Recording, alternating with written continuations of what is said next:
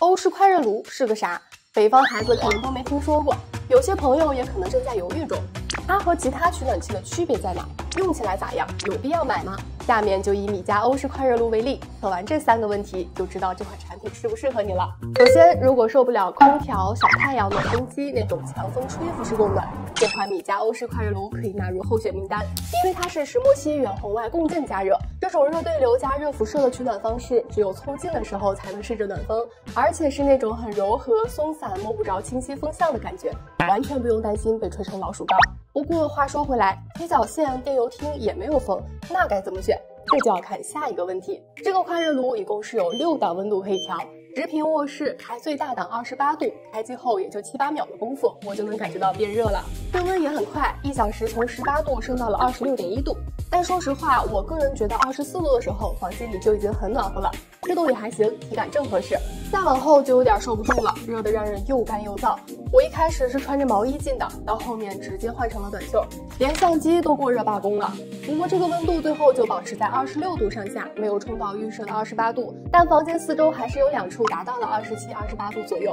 综合来看，温度表现还是 OK 的，不会局部过热，体感不均，整个房间都暖烘烘的。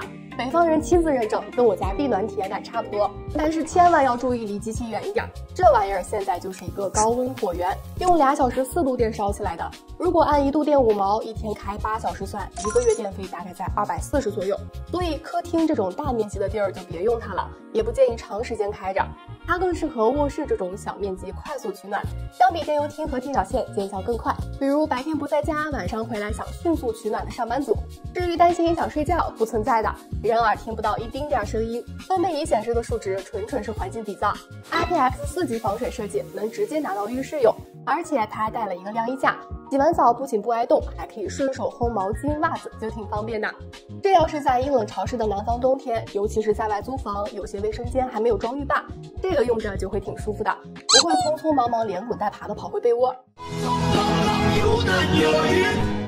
另外，这个晾衣架也能当个安全防护栏，跟发烫的机身隔出一段安全距离，避免不小心碰到被烫伤。就算不小心碰倒了，它也会自动断电，扼杀一些安全隐患。如果这3个问题你占了2个，那买回去基本上不会吃亏吃灰。它的 app 上还有更多功能，像童锁、延时关闭、定时开启之类的，还可以自定义时间段，跟闹钟差不多，上手简单不复杂。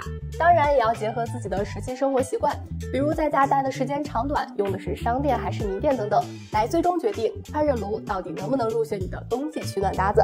那我们下期再见，拜拜。